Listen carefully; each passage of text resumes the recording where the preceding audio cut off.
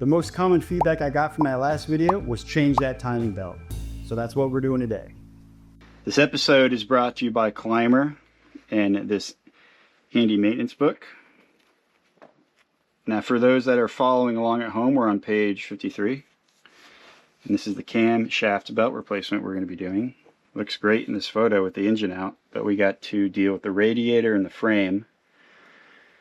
So what we'll be doing is removing the bolts on the radiator and getting it as far forward as we can, and that way we can start accessing these bolts on the cover, to take the cover off and then have access to the belt.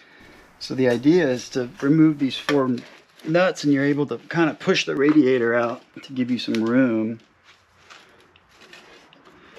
That's what the book says, but I don't really trust the book. It's part of the rusted mounting bracket for the radiator.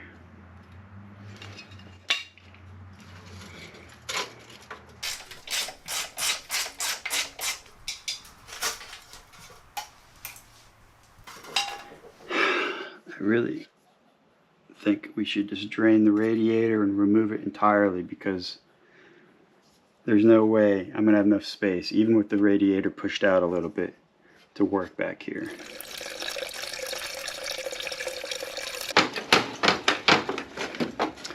Probably should have taken that cap off. Yeah, basically off.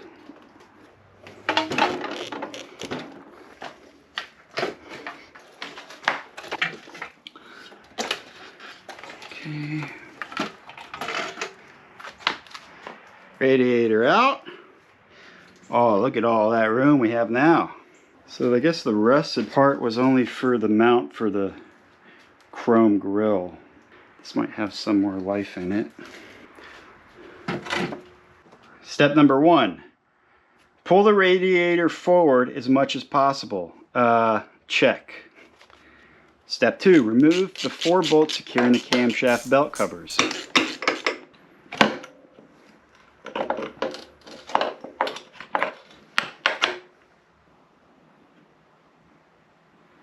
that from the belt? All this fiber material in here.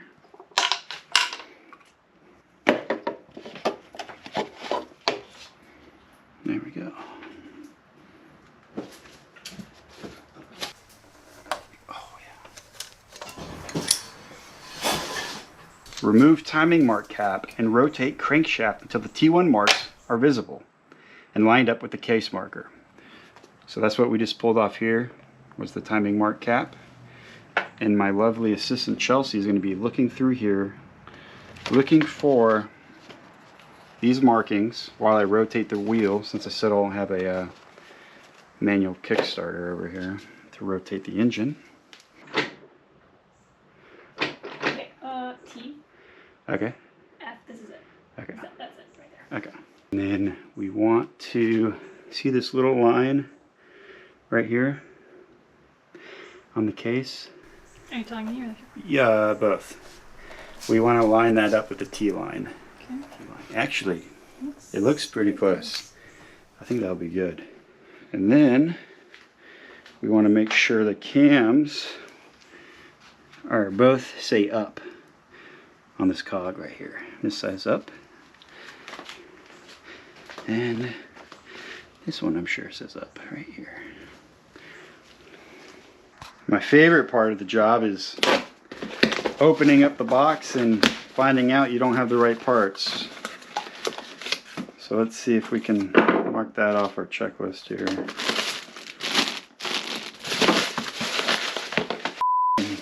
Dude. I knew it. Well, I only ordered one timing belt, apparently, but through the magic of editing, I now have 2, but Camera Girl couldn't make it today. So let's just double check everything before we take the belts off. Got the marker here, T lining up with this line. We got the camshafts lined up here because we know they both say on the up position. And this might be really tough to see, but there's a line here and there's a line here. So we know they're matching up. And that goes for both sides. So now that we know everything's lined up, we're good to start removing these tensioner bolts, 2 on this side and then 2 on this side down here.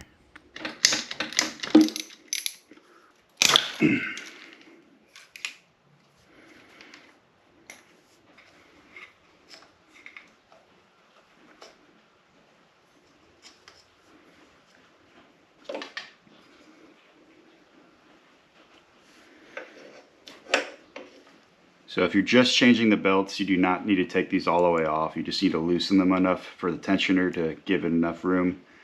But I want to just go ahead and clean up as much as I can under here while I'm already in here.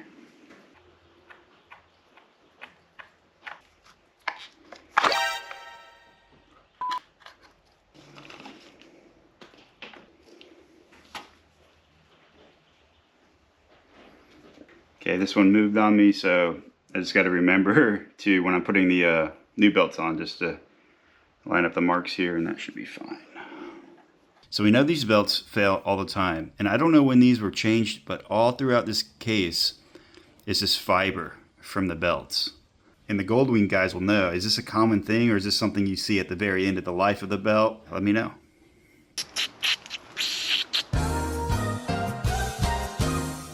All right, everything's clean.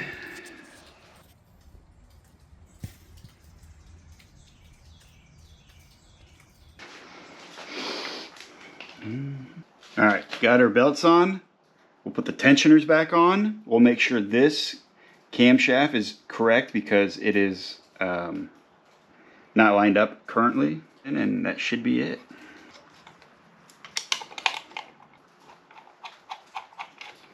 The back one is on and lined up, and we're still top dead center at the crank. So let's tighten this a little bit. Just make sure everything still lines up.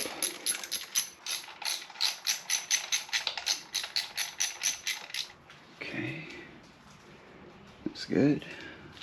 Let's check top dead center again real quick. Yep, that looks good.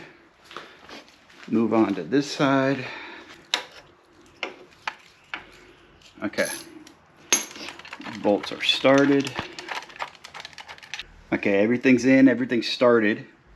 So let's get this back into time, and this is the hard way to do it. I'm sure there's a tool to lock both cams at the same time, but I just don't have that.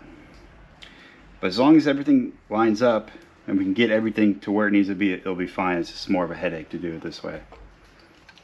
Yeah. See what I mean? And we're off by about a tooth.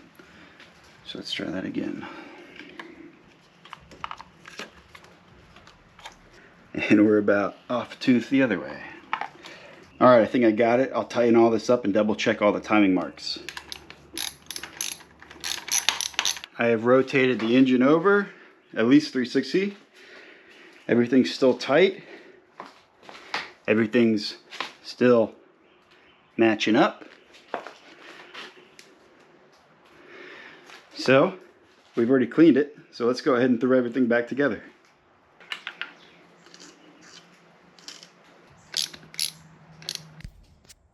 So after installing the belt covers, the only thing left to do is put in the radiator.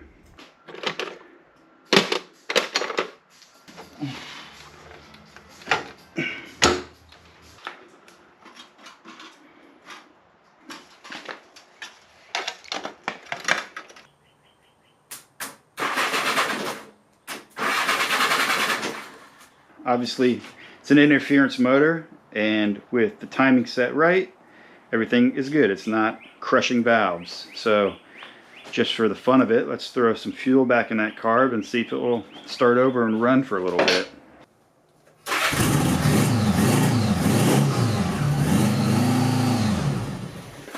So it sounds like everything's working correctly and timed right. Thank you for suggesting that we change out this timing belt.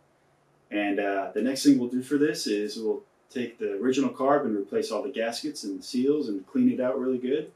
And finally get rid of this junk MP aftermarket carb. So thanks for watching.